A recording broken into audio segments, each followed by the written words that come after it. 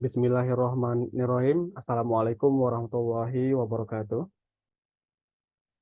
Baik, kami dari kelompok 6, saya sebagai Master of Ceremony PM Ferry Agustian dengan beberapa tim member yang bekerja bersama saya. Antara lain ada Faid Al-Fatir, ada Syahrul Akbar, ada Amna Zuhra, dan terakhir ada Sri Wilujeng. Nah, kami dari kelompok 6 ingin mempresentasikan tentang COVID. Tapi sebelum kita masuk ke COVID, kita harus tahu dulu ya bahwasanya dewasa ini kita telah mengakses banyak sekali sektor untuk di bidang teknologi informasi. Mulai dari teknologi, mulai dari sektor industri seperti sandang pangan. Kita untuk di kota-kota besar saat ini sudah mulai memesan yang namanya GoFood, lalu ada Shopee Food, yang mana itu menggunakan teknologi informasi. Lalu telah ada lagi di bidang sektor entrepreneur, yaitu media hiburan, seperti media sosial, Facebook, Instagram, TikTok, YouTube, dan lain-lain sebagainya. Bahkan gaming, streaming juga sudah mulai merambat ke bagian media entertainment. Nah, dari berbagai macam sektor tersebut, pastinya ada perusahaan yang menjalankan sektor tersebut. Nah, bagaimana cara mereka bisa terus survive di era saat ini? Untuk itu mereka diperlukan adanya namanya pengujian atau tes atau audit. Nah, bagaimana cara mereka mengauditnya? Nah, perkenalkan, COVID, Control Objective for Information and Related Technology. Kami ingin mempresentasikan tentang COVID. Nah, untuk kesempatan kali ini kami akan melimitnya pada COVID versi 5. Nah, sebelum kita membahas bagaimana cara itu COVID mengaudit sebuah perusahaan, kita harus tahu dulu nih, COVID itu sebenarnya apa sih? Nah, jadi COVID atau Control Objective Information and Related Technology adalah sebuah kerangka kerja atau bahasa lain disebut framework yang digunakan untuk mengelola dan mengaudit teknologi informasi di sebuah organisasi atau perusahaan. Nah, COVID-5 ini dikembangkan oleh ISACA atau Information System Audit and Control Association sebagai panduan terkait pengelolaan risiko, keamanan, serta pengendalian TI di sebuah organisasi. Nah, jadi COVID-5 ini menyediakan seperangkat panduan, proses, dan praktik yang terbaik pastinya untuk mengelola berbagai aspek penggunaan teknologi informasi di organisasi maupun perusahaan. Apa yang dikelola oleh COVID ini?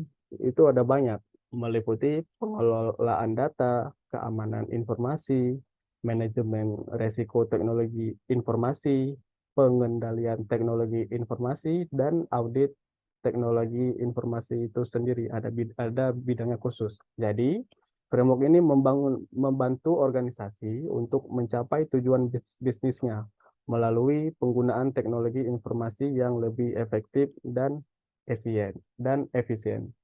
Nah, untuk seterusnya, sejarah COVID akan dijelaskan oleh teman saya, Sri Wilujeng.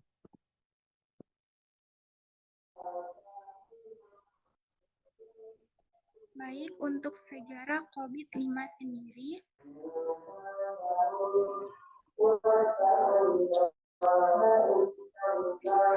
COVID pertama kali diperkenalkan pada tahun 1996 oleh ISACA atau Information System Audit and Control Association sebagai panduan terkait pengendalian teknologi informasi COVID.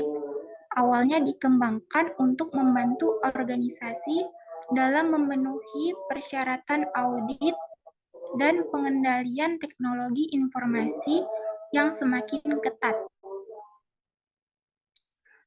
Pada tahun 2005, ISACA merilis COVID versi keempat yang menambahkan komponen manajemen resiko dan tata kelola teknologi informasi ke dalam framework COBIT.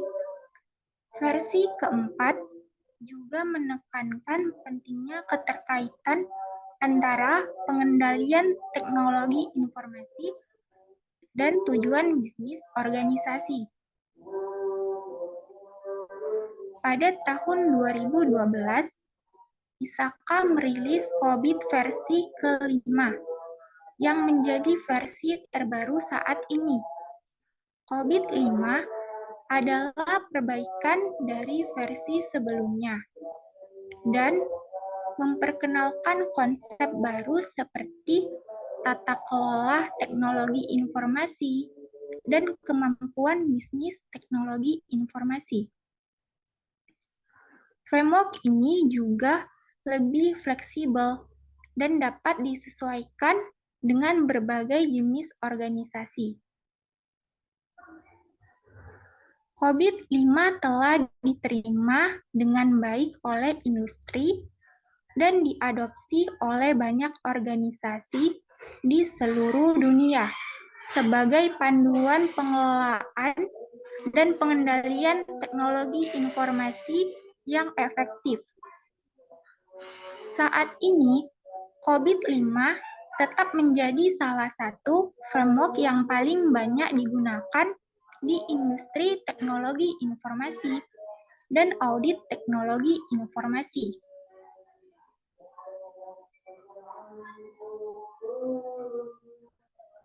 Baik, untuk tujuan COBIT 5 sendiri,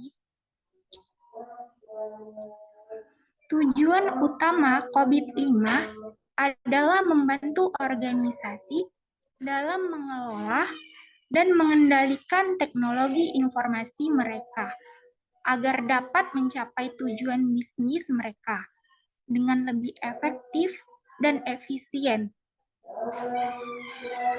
Beberapa tujuan kunci COBIT 5 sendiri adalah yang pertama, yaitu memberikan panduan untuk pengelolaan teknologi informasi. COBIT 5 memberikan panduan yang jelas dan komprehensif untuk pengelolaan teknologi informasi di sebuah organisasi. Framework ini membantu organisasi untuk memahami bagaimana teknologi informasi dapat digunakan untuk mencapai tujuan bisnis dan mengelola resiko terkait pengelolaan teknologi informasi. Yang kedua, meningkatkan efisiensi dan efektivitas penggunaan TI. COBIT 5 membantu organisasi dalam meningkatkan efisiensi dan efektivitas penggunaan teknologi informasi.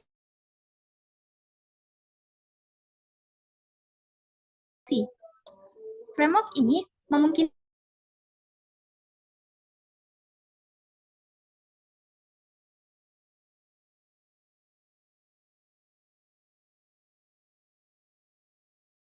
yang ketiga, menjamin keamanan informasi. COBIT 5 membantu organisasi dalam menjaga keamanan informasi mereka. Framework ini memberikan panduan untuk mengelola risiko keamanan informasi dan memastikan bahwa sistem dan data organisasi terlindungi dengan baik. Yang keempat, menjamin kepatuhan terhadap peraturan dan standar. COBIT 5 membantu organisasi dalam memastikan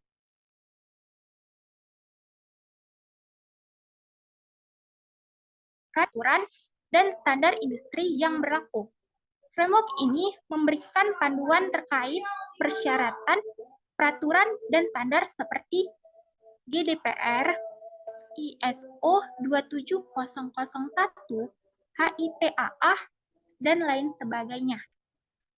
Dan yang terakhir yaitu yang kelima, meningkatkan transparansi dan akuntabilitas.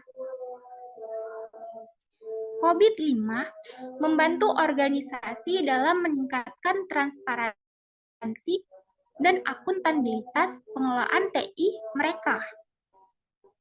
Framework ini memungkinkan organisasi untuk memahami dan mengelola resiko terkait penggunaan teknologi informasi dan memberikan laporan yang transparan tentang kinerja pengelolaan teknologi informasi mereka.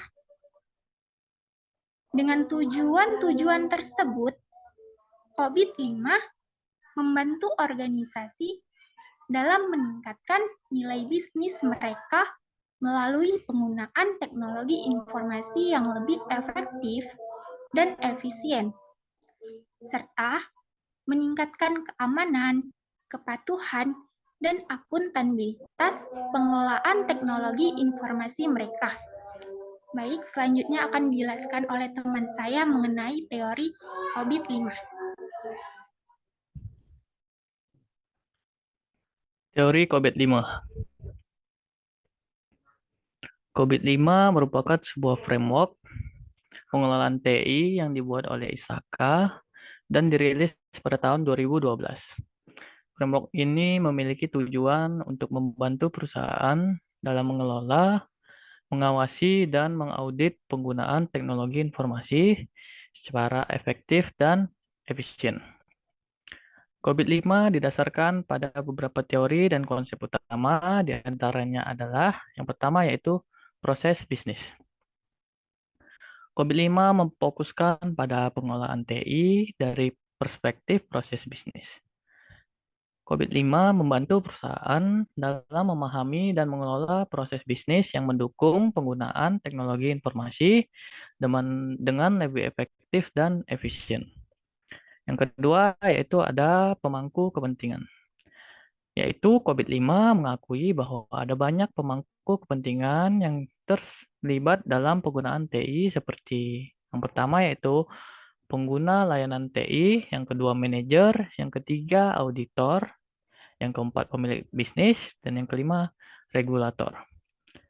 Framework ini membantu perusahaan dalam memahami kebutuhan dan kepentingan pemangku dalam mengelola penggunaan TI sesuai dengan harapan mereka. Yang ketiga ada tingkat kematangan. COVID-5 mengevaluasi pengelolaan TI pada 4 tingkat kematangan, yaitu yang pertama ada ad hoc atau tidak teratur, di mana proses bisnis tidak teratur dan tidak ada pengolahan TI yang terstruktur. Yang kedua ada berulang-ulang atau repeatable, yang artinya proses bisnis terstruktur tetapi belum sepenuhnya diukur dan dikendalikan. Yang ketiga ada terdefinisi dengan dioptimalkan atau manage and optimize, yaitu proses bisnis dikelola dan dioptimalkan secara terus-menerus untuk memastikan penggunaan TI yang efektif dan efisien. Yang keempat, ada domain dan proses. COVID-5 terdiri dari 5 domain, 37 proses yang terkait dengan pengelolaan TI. Yang pertama ada domain yaitu evaluate, direct, and monitor, di mana domain ini merupakan tahapan dalam evaluasi dan monitoring. Yang kedua ada align, plan, organize, yaitu API. Adalah proses dalam menyelaraskan,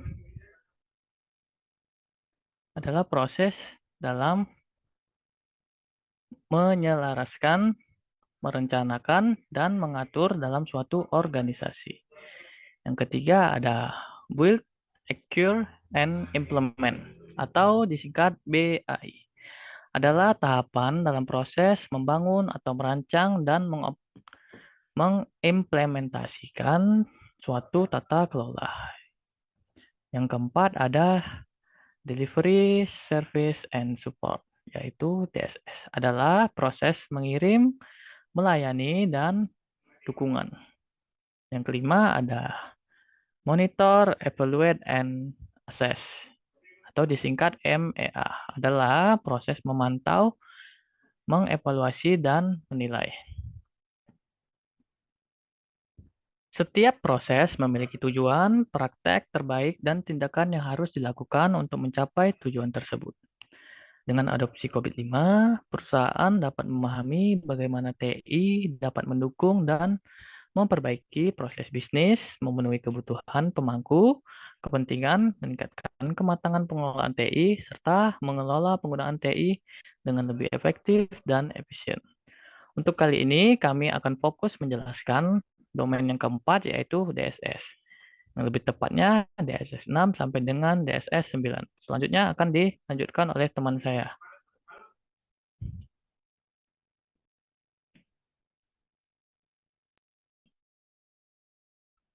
Baik, saya akan melanjutkan framework deliver and support 6.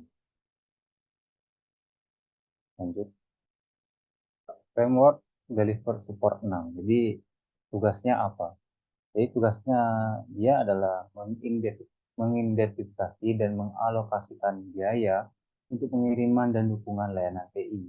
Nah, hal ini bisa mencakup pengelolaan anggaran, penentuan biaya, pengelolaan biaya. Nah, tujuan dari framework ini dia memastikan bahwa biaya pengiriman dan dukungan layanan TI terukur dan dapat dijustifikasi. Cara kerja framework ini yaitu dengan membuat perencanaan anggaran dan biaya yang terukur dan terkontrol. Ada 5 poin yang dilakukan. Yang pertama dengan menentukan biaya operasional dan modal. Nah, jadi yang pertama-tama perlu adanya identifikasi semua biaya yang terkait dengan pengeluaran. Ini dapat mencakup biaya perangkat keras, perangkat lunak, infrastruktur TI, dan sumber daya manusia. Yang kedua, membuat rencana pengeluaran. Setelah menentukan rencana pengeluaran, jadi dilakukan pengeluaran untuk memahami sumber biaya dan seberapa besar pengaruhnya terhadap layanan TI yang akan diberikan. Yang ketiga ada memantau dan mengevaluasi pengeluaran. Jadi pemantauan biaya ini dilakukan secara teratur dan membandingkannya dengan anggaran yang telah ditetapkan. Jika biaya melebihi anggaran, maka organisasi perlu mengevaluasi kembali strategi pengiriman layanan TI dan menyesuaikannya jika diperlukan. Yang kelima ada alokasi biaya pada pengeluaran. Nah, setelah diidentifikasi dan dianalisis, selanjutnya mengalokasikan biayanya tersebut pada layanan TI yang diberikan. Jadi hal ini dapat membantu organisasi atau perusahaan memahami biaya yang terkait dengan setiap layanan TI dan membantu dalam perencanaan anggaran ke depannya. Nah, penerapannya framework deliver support nanti.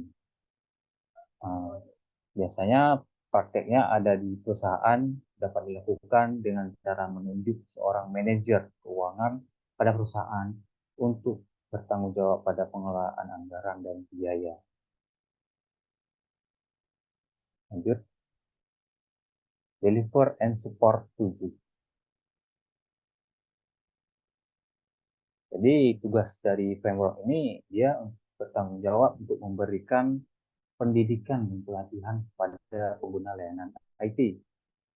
Dia mencakup pengembangan program pelatihan, pengukuran efektivitas pelatihan, perbaikan program pelatihan.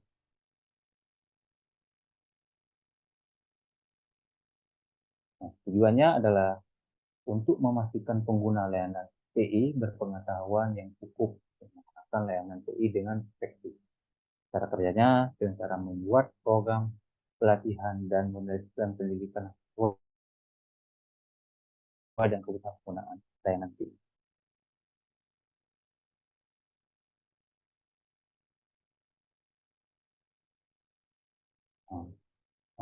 Hal ini dia meliputi 5 poin. Yang pertama penentuan tujuan dan sasaran pelatihan. Jadi organisasi atau perusahaan, jadi harus merencanakan pelatihan dan dukungan pengguna dengan mempertimbangkan faktor-faktor penentu tujuan seperti jadwal, anggaran, dan metode pelatihan yang tepat gitu. Yang kedua ada pengembangan materi pelatihan, yaitu melakukan pengembangan kebutuhan, pelatihan dukungan dengan pengguna untuk memastikan penggunaan layanan IT yang efektif dan efisien. Yang ketiga ada menyediakan akses pelatihan. Ini udah pasti. Mungkin pelatihan ini bisa dilakukan dengan secara langsung, face to face atau dengan media online, tergantung pada preferensi pengguna dan jenis layanan IT yang disediakan. Kemudian yang keempat ada mengukur efektivitas pelatihan. Jadi perlu mengevaluasi hasilnya untuk memastikan efektivitas pelatihan dan dukungan yang akan diberikan.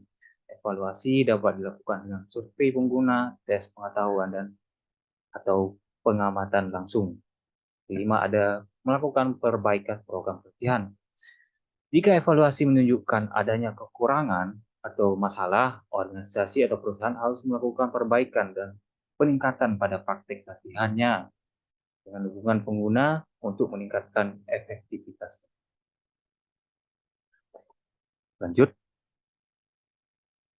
Nah, jadi penerapannya framework ini di perusahaan dapat dilakukan dengan menyediakan pelatihan dan pendidikan secara berkala terukur pada pengguna layanan TI. Mungkin itu saja yang dapat saya sampaikan. Framework selanjutnya akan disampaikan oleh teman saya. Sekian dari saya, terima kasih.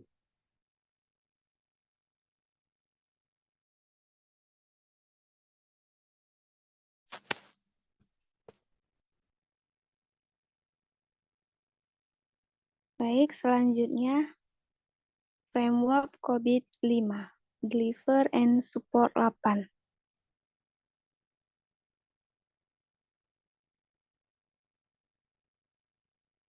Framework DS8.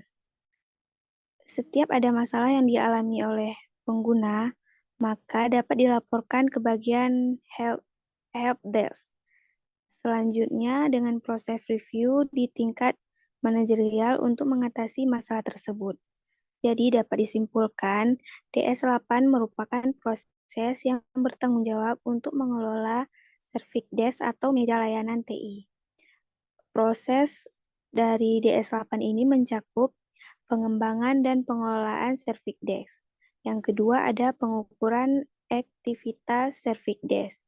Dan yang ketiga ada perbaikan service desk.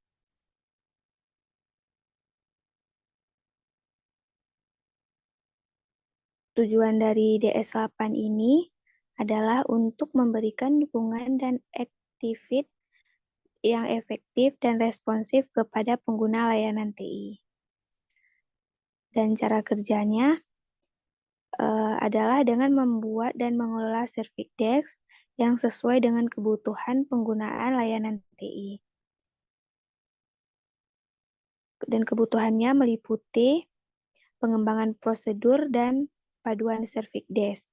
Yang kedua, memberikan dukungan teknis dan non-teknis. Yang ketiga, mengukur aktivitas service desk. Dan yang terakhir, melakukan perbaikan service desk.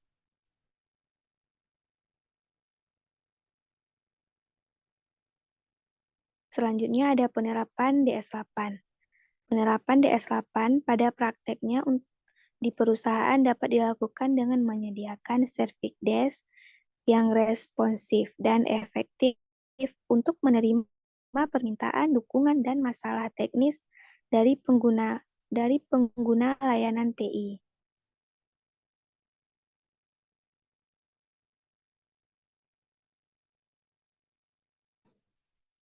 Selanjutnya, Framework COBIT 5, Deliver and Support 9.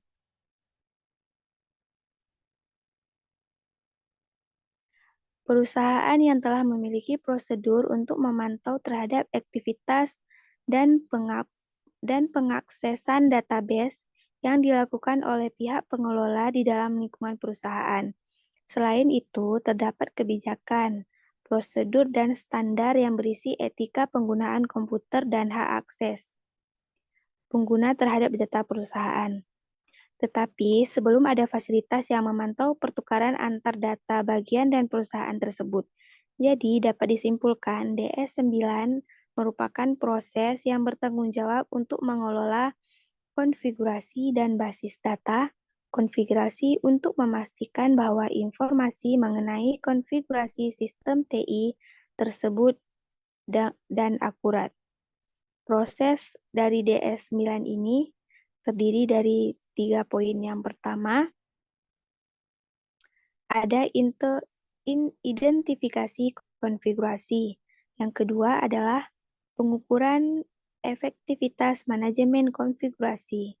Dan yang ketiga ada perbaikan manajemen konfigurasi.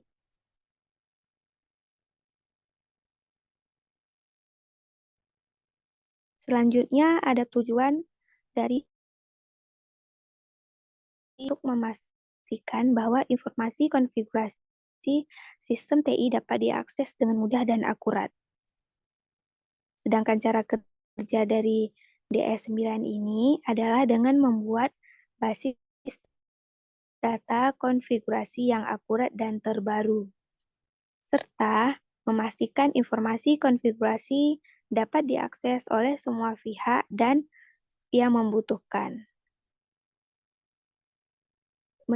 Dan proses DS9 ini meliputi tiga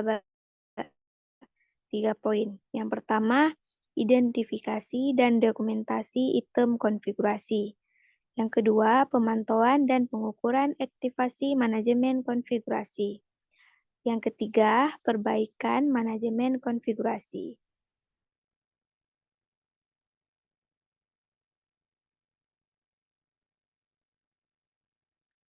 Selanjutnya ada penerapan DS9. Penerapan DS9 ini pada prakteknya di perusahaan dapat dilakukan dengan menyediakan database konfigurasi yang terpusat dan mudah diakses oleh tim TI dan pengguna layanan TI. Dalam penerapannya, perusahaan dapat mengadopsi DS Framework ini untuk memperbaiki pengiriman dan dukungan layanan TI dengan memperkuat manajemen biaya, peningkatan efektivitas pelatihan, dan pendidikan, memberikan dukungan dan responsif melalui Service Desk, serta memastikan informasi mengenai konfigurasi sistem TI tersebut dan akurat. Sehingga proses-proses ini akan membantu perusahaan untuk memenuhi kebutuhan pengguna layanan TI dan meningkatkan kinerja layanan TI secara keseluruhannya. Sekian dari saya, selanjutnya saya kembalikan kepada moderator. Oke, teman-teman. Akhirnya kita tahu ya, ternyata audit untuk perusahaan itu penting ya. Khususnya dengan menggunakan framework ini yang sangat populer ini ya, COVID versi 5. Karena dengan begitu, perusahaan akan menjadi lebih jelas bagaimana sih standar-standar industri yang ada di dunia saat ini. Lalu jelas bagaimana keterkaitan antara satu sektor dengan sektor yang lain. Lalu dengan mengaudit ini juga perusahaan akan mendapatkan feedback apa saja sih kekurangan yang ada di perusahaan tersebut. Jadi mereka dapat meningkatkan efektivitas dan efisiensi dalam perusahaan mereka, mulai dari pendapatan, laba, keuntungan, dan juga bisa menghemat pengeluaran. Lalu tak lupa pula yang lebih penting lagi, yaitu dengan audit ini dapat mengetahui bagaimana celah-celah yang ada di suatu perusahaan, khususnya di bidang keamanan. Karena yang namanya keamanan data itu merupakan hal yang sangat krusial bagi perusahaan, karena perusahaan memegang data-data customer, yang mana itu data-data yang sangat penting. Nah, jadi kesimpulan yang kita dapat dari COVID ini, COVID-5 adalah sebuah framework pengelola teknologi informasi yang dibuat oleh ISAKA dan dirilis pada tahun 2012. Framework ini didasarkan pada teori dan konsep utama, seperti proses bisnis, pemangku kepentingan, tingkat kematangan, dan domain serta proses. Dengan adopsi COVID-5, perusahaan dapat memahami bagaimana teknologi informasi dapat mendukung serta memperbaiki proses bisnis, memenuhi kebutuhan pemangku kepentingan, meningkatkan kematangan pengelolaan teknologi informasi, serta mengelola penggunaan teknologi informasi dengan lebih efektif dan efisien. Oke, sekian saja dari kelompok kami. Semoga ilmunya bermanfaat dan dapat terrealisasikan dalam kehidupan sehari-hari. Akhir kata, kami mohon maaf atas segala kekurangan dan terima kasih. Assalamualaikum warahmatullahi wabarakatuh.